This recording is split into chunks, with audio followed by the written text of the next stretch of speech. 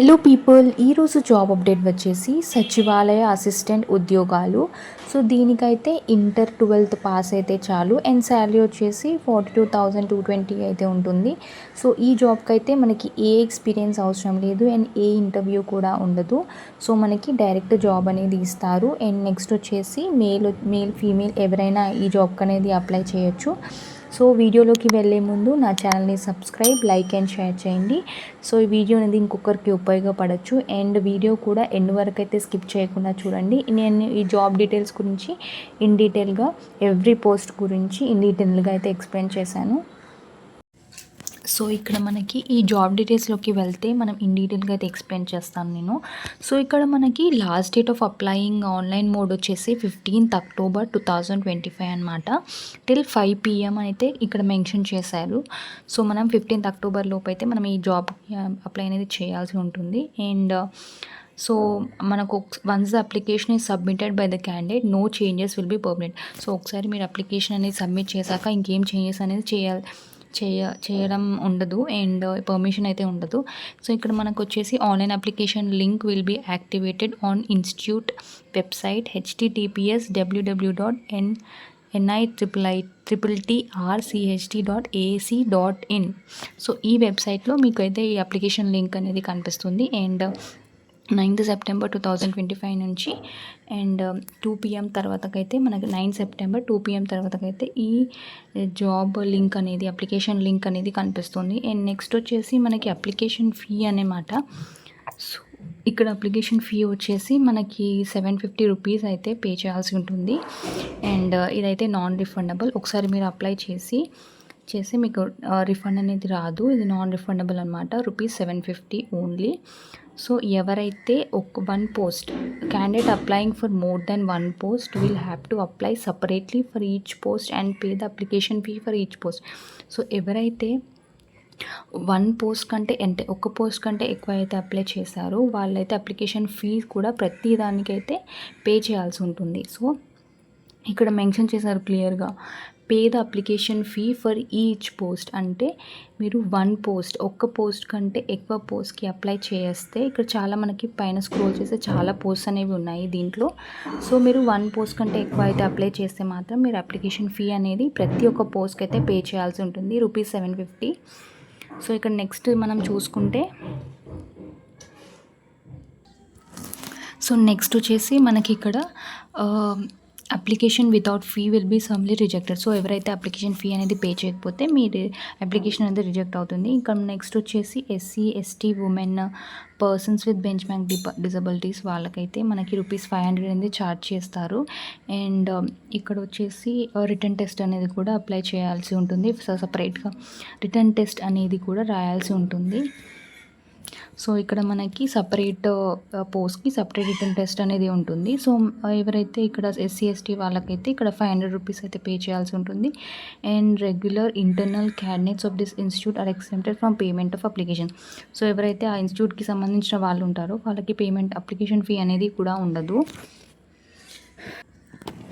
So ఇక్కడ మనకి age relaxation వచ్చేసి age limit will be calculated on 15th October 2025. So age limit అనేది 15th October 2025 రోజు calculate చేస్తారు. అండ్ ఏజ్ రిలాక్సేషన్ అనేది అలో లేదు SC ST OBC NCL non creamy layer వరకు అయితే ఈ ఏజ్ రిలాక్సేషన్ అనేది ఉండదు. అండ్ నెక్స్ట్ చూసుకుంటే మనకి రిక్వైర్మెంట్. సో ఇక్కడ మనకి ఎన్ని పోస్ట్స్ ఉన్నాయి దాని డీటెయిల్స్ అండ్ ఇన్ డీటెయిల్గా అయితే ఎక్స్ప్లెయిన్ చేస్తాను. ఫస్ట్ వచ్చేసి మనకి మల్టీ టాస్కింగ్ స్టాఫ్. సో ఇది పే మెట్రిక్ స్కేల్ లెవెల్ వచ్చేసి శాలరీ వచ్చేసి 18,000 to 5 ఇక్కడ మన 5,6,900 వరకు అయితే మనకి శాలరీ అనేది ఉంటుంది. So education qualification age limit వచ్చేసి సో ఇక్కడ మనకి 10th class పాస్ అయితే చాలు. And age limit not exceeding 35 years. 35 years కంటే ఎక్కువ అయితే ఉండకూడదు. అండ్ డైరెక్ట్ రిక్రూట్మెంట్ అనమాట. సో ఇక్కడ నెక్స్ట్ వచ్చేసి జూనియర్ సెక్రటరీ అసిస్టెంట్ పోస్ట్కి అయితే మనకి SCకి 1 పోస్ట్ ఉంది, STకి 1 అండ్ OBCకి 2 పోస్ట్ ఉన్నాయి. సో ఇక్కడ మనము దీనికైతే ఇంటర్ పాస్ అయ్యి ఉండాలి. అండ్ టైపింగ్ స్పీడ్ వచ్చేసి 30 words per minute అయితే ఉండాల్సి ఉంటుంది. సో ఇక్కడ కూడా ఏజ్ లిమిట్ వచ్చేసి 35 years కంటే ఎక్కువ అయితే ఉండకూడదు. ఇది కూడా డైరెక్ట్ రిక్రూట్మెంట్ అనమాట. సో నెక్స్ట్ వచ్చేసి మనకి శాలరీ వచ్చేసి 19,900 టు మనకి 63,200 వరకు అయితే శాలరీ అయితే ఉంటుంది. నెక్స్ట్ పోస్ట్ వచ్చేసి స్టీనోగ్రాఫర్ గ్రేడ్ 2 అనమాట. సో ఎస్టీకి 1 పోస్ట్ అయితే ఉంది, యూఆర్కి 1 పోస్ట్. అండ్ దీనికైతే 12th అయితే పాస్ అయి ఉండాలి ఏదైనా రికగ్నైజ్ యూనివర్సిటీ నుంచి. అండ్ ఇక్కడ మనకి స్కిల్ టెస్ట్ వచ్చేసి డిక్టేషన్ ఉంటుంది 10 minutes, 80 words per minute అయితే ఉంటుంది. అండ్ ట్రాన్స్క్రిప్షన్ వచ్చేసి 65 minutes ఇంగ్లీష్, 75 minutes అయితే Hindi or manual typewriter, so ఇలా అయితే ఉంటుంది. And 50 minutes English, 65 minutes Hindi on computer పైన టైపింగ్ టెస్ట్ అయితే ఉంటుంది. సో దీనికైతే ఏజ్ లిమిట్ వచ్చేసి 18 to 27 years వరకు అయితే ఏజ్ లిమిట్ అయితే ఉండాల్సి ఉంటుంది. అండ్ దీనికి శాలరీ వచ్చేసి మనకి స్టీనోగ్రాఫర్ గ్రేడ్ 2కి అయితే మనకి శాలరీ వచ్చేసి 25,500 అయితే ఉంటుంది. మనకి ఇంకా ఎంతైనా ఉండొచ్చు దీని మధ్యలో. ఫస్ట్ అయితే మనకి 25,500 టు 8,1100 వరకు అయితే శాలరీ అయితే ఉంటుంది. అండ్ నెక్స్ట్ పోస్ట్ వచ్చేసి అసిస్టెంట్ సెక్షన్ ఆఫీసర్ అనమాట. సో దీనికి మనకి పోస్ట్ క్యాస్ట్ వైజ్ అయితే ఎస్సీకి 1 ఉంది, యూఆర్కి 1 అయితే ఉంటుంది. అండ్ దీనికైతే మనం అసిస్టెంట్ సెక్షన్ ఆఫీసర్కి అయితే బ్యాచిలర్ డిగ్రీ అయితే కంప్లీట్ అయి ఉండాలి. అండ్ ఏజ్ లిమిట్ వచ్చేసి 35 years ఫర్ ఉండాల్సి ఉంటుంది, నాట్ ఎక్సీడింగ్. సో 35 years కంటే ఎక్కువ ఉండద్దు. అండ్ డైరెక్ట్ రిక్రూట్మెంట్ అనమాట. సో ఇక్కడ మనకి పే స్కేల్ వచ్చేసి శాలరీ వచ్చేసి మనకి 29,200 టు 9,2300 వరకు అయితే మనకి పే స్కేల్ శాలరీ అయితే ఉంటుంది అసిస్టెంట్ సెక్షన్ ఆఫీసర్కి. సో నెక్స్ట్ పర్సనల్ అసిస్టెంట్కి 2 పోస్ట్ అయితే ఉన్నాయి, ఎస్సీకి 1 అండ్ ఓబీసీకి 1. సో దీనికి కూడా మనకి పర్సనల్ అసిస్టెంట్కి అయితే గ్రాడ్యుయేషన్ ఆఫ్ రికగ్నైజ్ యూనివర్సిటీ నుంచి సో 5 years అయితే ఎక్స్పీరియన్స్ అయితే ఉండాలి. In which 3 years as junior stenographer. So స్టీనియోగ్రాఫర్గా 3 years అయితే ఎక్స్పీరియన్స్ ఉండాలి. అండ్ టోటల్ 5 years ఎక్స్పీరియన్స్ అయితే ఉండాల్సి ఉంటుంది. లేదా matriculation or equivalent with eligibility for college course with 7 years of total experience, లేదా మనకి 7 years ఆఫ్ కాలేజ్లో అయితే కోర్స్లో అయితే మనకి ఎక్స్పీరియన్స్ అయితే ఉండాలి. అండ్ 4 years మనకి స్టీనోగ్రాఫర్గా మనకి ఎక్స్పీరియన్స్ అయితే ఉండాలి. అండ్ నెక్స్ట్ వచ్చేసి మనకి దీనికి శాలరీ వచ్చేసి పర్సనల్ అసిస్టెంట్కి అయితే 35,400 టు 11,2400 వరకు అయితే మనకి శాలరీ అయితే ఉంటుంది. సో నెక్స్ట్ పోస్ట్ వచ్చేసి సీనియర్ అడ్మినిస్ట్రేటివ్ ఆఫీసర్కి అయితే ఒకటే పోస్ట్ ఉందన్నమాట. దీనికి శాలరీ వచ్చేసి 6,67,700 టు 2,08,700 వరకు అయితే మనకు శాలరీ అయితే ఉంటుంది. సో దీనికైతే ఎక్కువ పే స్కేల్ అనేది ఇచ్చారు. అండ్ ఎసెన్షియల్ క్వాలిఫికేషన్ వచ్చేసి ఏదైనా మాస్టర్స్ అయితే కంప్లీట్ అయి ఉండాలి. మినిమం అయితే 55% వచ్చి ఉండాలి. ఏదైనా రికగ్నైజ్ యూనివర్సిటీ నుంచి మాస్టర్స్ అయితే కంప్లీట్ అయి ఉండాలి. అండ్ దీనికైతే ఎక్స్పీరియన్స్ వచ్చేసి 15 years ఆఫ్ ఎక్స్పీరియన్స్ అనేది ఉండాలి. అకౌంట్స్ పైన, ఎస్టాబ్లిష్మెంట్ పైన, purchase and stores in government.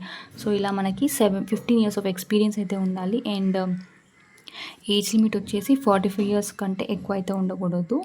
So ఇలా మనకి ఇలా సీనియర్ అడ్మినిస్ట్రేషన్ ఆఫీసర్ అనమాట, personal assistant, so assistant section officer, stenographer grade 2. So ఇలా మనకి డిఫరెంట్ పోస్ట్ అనేవి ఉన్నాయి.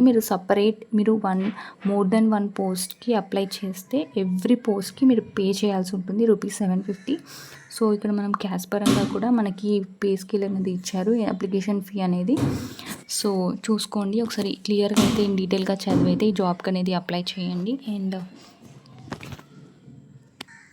సో ఇక్కడ మనం సర్టిఫికేట్స్ వచ్చేసి ఏజ్ ప్రూఫ్ అయితే ఉండాలి, birth certificate or 10th class certificate కూడా ఉండాలి, educational qualification detail mark sheets అయితే ఉండాలి, డిగ్రీ, డిప్లొమా, సో ఎడ్యుకేషన్ క్వాలిఫికేషన్వి కూడా ఉండాల్సి ఉంటుంది, mark sheets. And experience certificates కూడా ఉండాలి. And 3 years bank statement copy కూడా ఉండాలి శాలరీ ప్రూఫ్ కోసం. అండ్ నెక్స్ట్ వచ్చేసి latest certificate of reservation. So మీకు రిజర్వేషన్ క్లైమ్ చేసినట్టు లేటెస్ట్ సర్టిఫికేట్ కూడా ఉండాల్సి ఉంటుంది. And coloured photograph, name and date imprint, so photograph కూడా ఉండాల్సి ఉంటుంది. అండ్ సో ఇక్కడ మనకి ఒరిజినల్ సర్టిఫికేట్స్ అనేది తీసుకురావాల్సి ఉంటుంది. సో ఇక్కడ క్లియర్గా మెన్షన్ చేశారు. ఎప్పుడైనా మన డాక్యుమెంట్ వెరిఫికేషన్ ఉంటుంది కదా, స్కిల్ టెస్ట్, ఇంటర్వ్యూ, అప్పుడు ఇక్కడ మనం ఒరిజినల్ సర్టిఫికేట్స్ అనేది తేవాల్సి ఉంటుంది. అండ్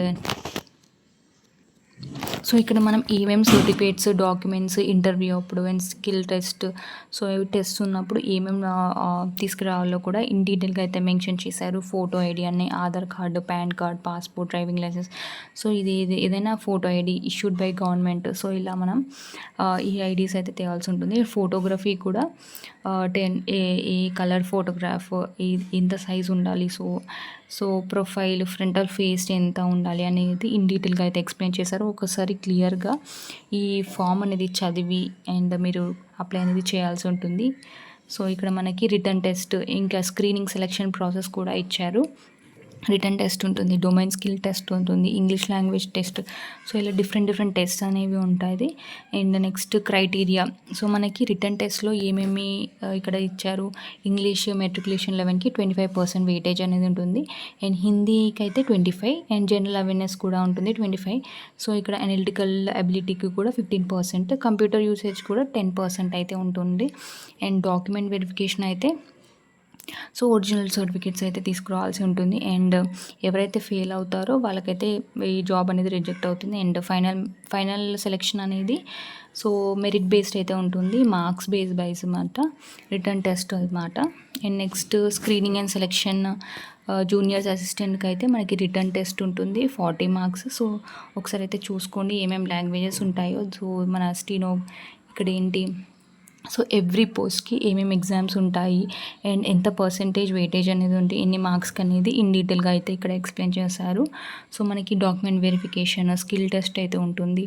అండ్ ఇక్కడ నెక్స్ట్ ఎలా సెలెక్ట్ చేస్తారు. సో ఇక్కడ నెక్స్ట్ వచ్చేసి మనకి స్టీనోగ్రాఫర్కి అయితే రిటర్న్ టెస్ట్ అనేది 100 మార్క్స్ ఉంటుంది, 2 hours డ్యూరేషన్, 40 మార్క్స్ క్వాలిఫైయింగ్ అనమాట.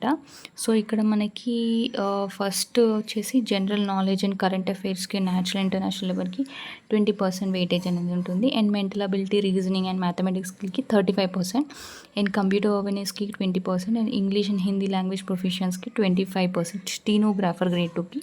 సో స్టీనోగ్రాఫర్కి అయితే డాక్యుమెంట్ వెరిఫికేషన్ అనేది ఒరిజినల్ సర్టిఫికేట్స్ తీసుకురావాల్సి ఉంటుంది. సో అన్ని స్కిల్ టెస్ట్ కూడా హిందీ ఆర్ ఇంగ్లీష్ లాంగ్వేజ్ అనేది స్కిల్ టెస్ట్ ఉంటుంది. సో ఈ విధంగా మనకి అయితే ఉంటుంది. ఎవ్రీ పోస్ట్కి అయితే అసిస్టెంట్ సెక్షన్ ఆఫీసర్కి కూడా ఇలా మనకి ఇచ్చారు. అండ్ ఏమేమి ఎగ్జామ్స్ ఉంటాయో, స్కిల్ టెస్ట్, వెరిఫికేషన్ ఎలా ఉంటుంది, సో అన్ని పోస్ట్కి అయితే ఇలా క్లియర్గా మెన్షన్ చేశారు. ఒకసారి ఇది ఫామ్ అనేది క్లియర్గా చదివి మీరు ఆ జాబ్ అనేది అప్లై చేయాల్సి ఉంటుంది. సో ఈ విధంగా ఈ జాబ్కి అయితే మీరు అప్లై చేయాల్సి ఉంటుంది. సో మనకి సపరేట్ పోస్ట్కి సపరేట్ ఫీ అనేది పే చేయాల్సి ఉంటుంది. అండ్ దానికి సపరేట్గా ఎగ్జామ్స్ అనేవి ఉంటాయి, దానికి సపరేట్ వెయిటేజ్ ఉంటుంది. సో సపరేట్ వెయిటేజ్ అంటే మార్క్స్ వెయిటేజ్ అనమాట. కొన్ని 40 మార్క్స్ ఉంటుంది, కొన్ని వెయిటేజ్ వచ్చేసి 25%. సో ఇలా అయితే ఉంటుంది. సో ఇన్ డీటెయిల్గా అయితే ఈ డాక్యుమెంట్ అయితే క్లియర్గా చదివి జాబ్కి అనేది అప్లై చేయండి. అండ్